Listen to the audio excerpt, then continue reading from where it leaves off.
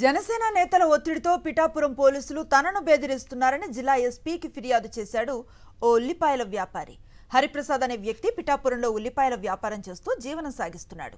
ఇటీవల అతనికి ఓ జనసేన నేతకు మధ్య గొడవ జరిగింది. ఈ క్రమంలో హరిప్రసాద్ పోలీసులను ఆశ్రయించాడు. అయితే పిఠాపురం పోలీసులు తనకు న్యాయం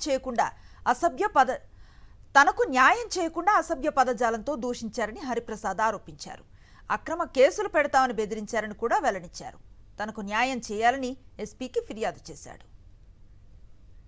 జనసేన నేతల ఒత్తిడితో పిఠాపురం పోలీసులు తనను బెదిరిస్తున్నారని జిల్లా ఎస్పీకి ఫిర్యాదు చేశాడు ఓ ఉల్లిపాయల వ్యాపారి.